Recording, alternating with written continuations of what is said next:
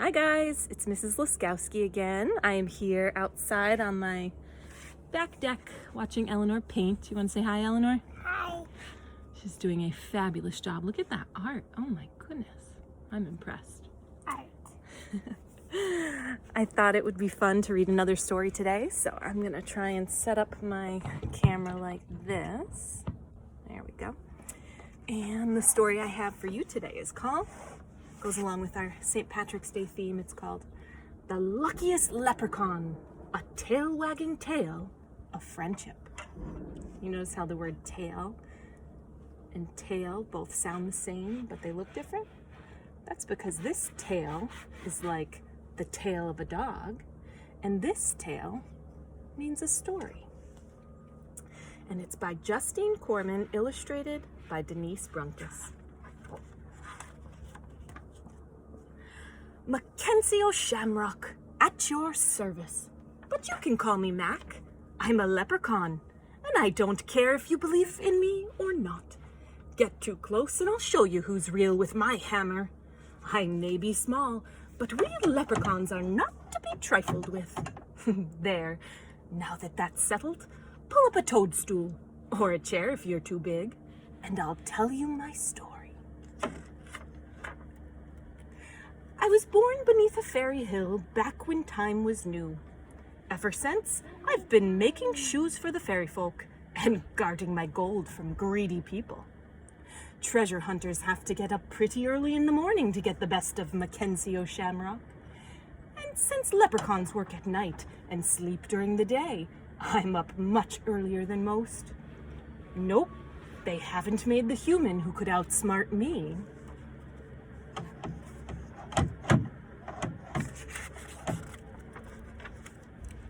People found a new way to boil my potatoes.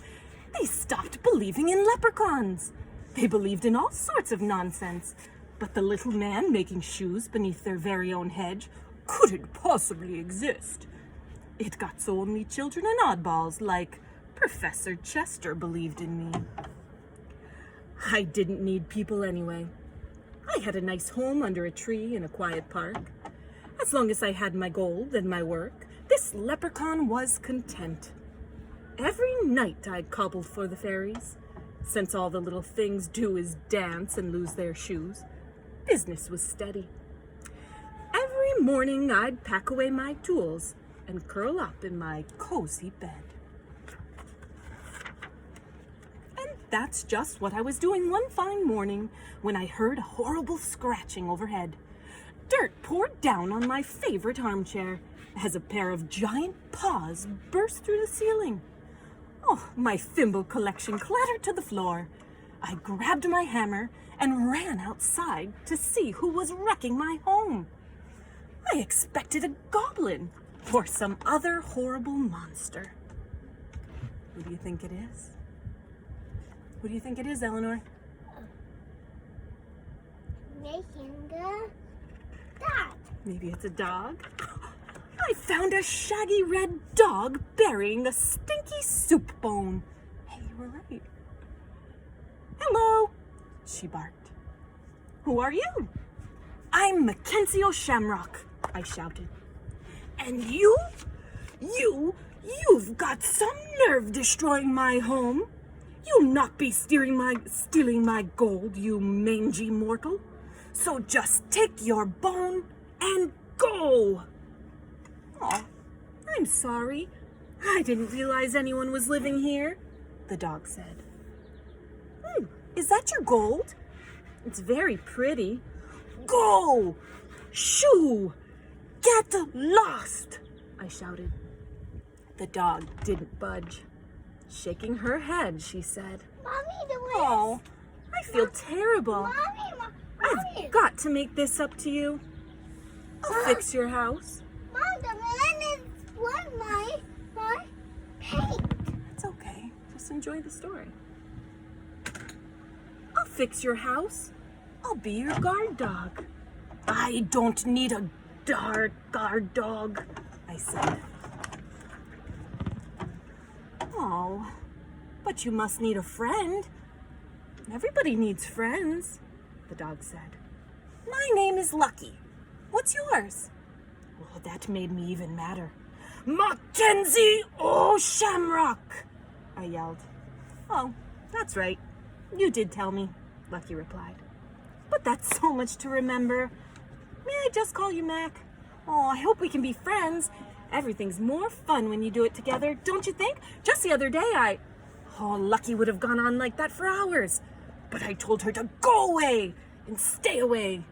Apparently, stay was the only command that dumb dog knew. And from then on, wherever I went, there was Lucky. She was slobbering over me when I woke up at dusk. She was on my heels when I gathered cobwebs for thread.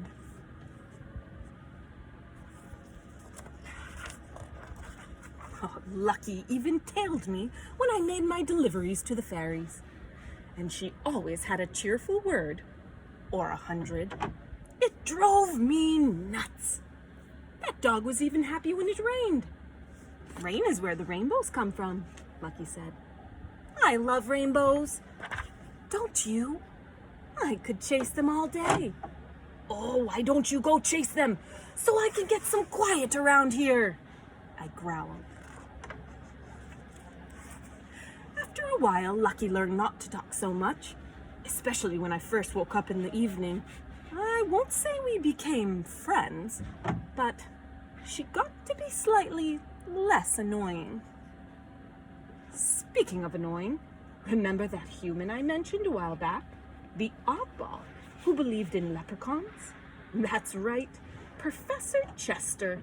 Well, he started snooping around my park.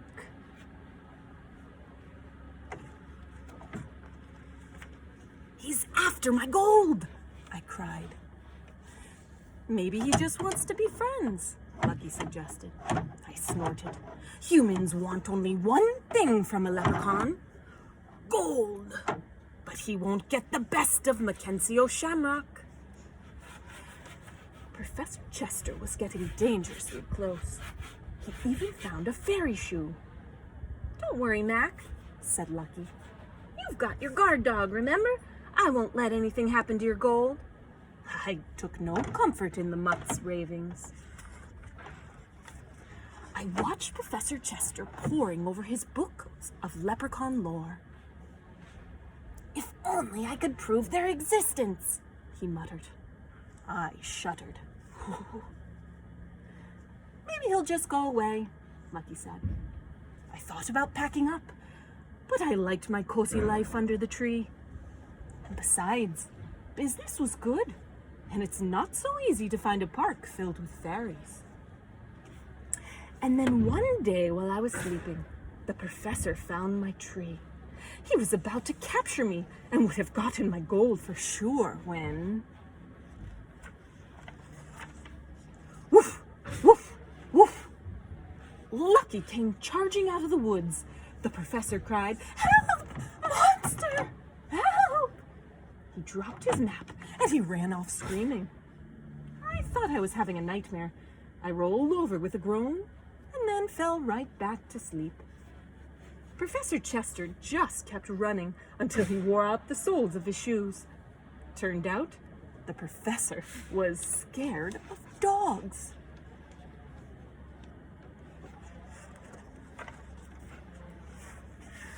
That evening, I woke up feeling something was wrong. For one thing, the dumb dog wasn't licking my face. And suddenly, with a jerk, I remembered the nightmare.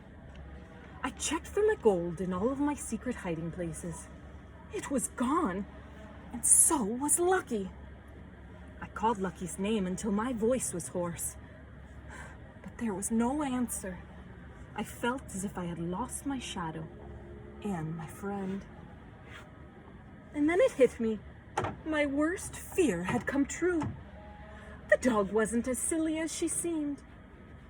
Lucky had duped me into trusting her. As soon as I let down my guard, she had run off with my gold. I, Mackenzie O'Shamrock, the smartest leprechaun of them all, had finally been tricked out of my treasure. Eleanor, do you think Lucky stole his gold? I searched the park for hours, but there was no sign of my gold or of Lucky. I told myself the dog had skipped off with my treasure, but a part of me didn't want to believe it. 1 minute, I was furious, and the next I was worried. What if that silly pooch had chased a rainbow into traffic or gotten herself taken to the pound? I couldn't even keep my mind on my missing gold. Sounds like he's worried, huh? I wonder if he's worried about his gold or more about his dog, friend. By dawn, I was the saddest leprechaun in the world. After centuries of being suspicious, I had finally opened up my heart, and pow! The first friend I had made had stolen my gold. The sun came up, and I wiped away a tear. And then a voice behind me said, "Why are you crying?" I turned and I saw Lucky and my gold. "Where were you?" I yelled. I was worried sick. Lucky licked my face. "Oh, you do care. I knew we'd be friends." I wiped the dog slobber from my face and grumbled. I was worried about my gold. Lucky explained that she had seen Professor Chester nosing around near my tree, and after she chased him away, she'd hidden my treasure in the tool shed, just to make sure it was safe. And then, worn out from the excitement, she had fallen asleep.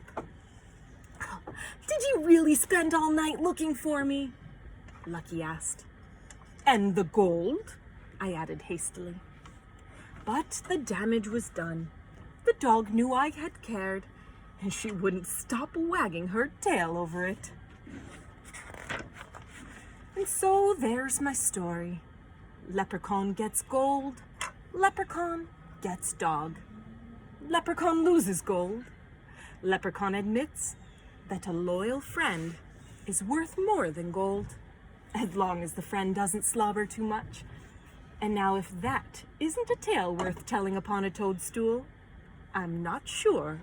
I don't know what is. I hope you enjoyed my story. Sorry for the interruptions. Eleanor, did you like the story today? Let's check out. Whoa, look at that painting. You did some great work. Wow, look at all those colors. All right. Well, we hope you have a fabulous day, and talk to you soon. Bye, guys.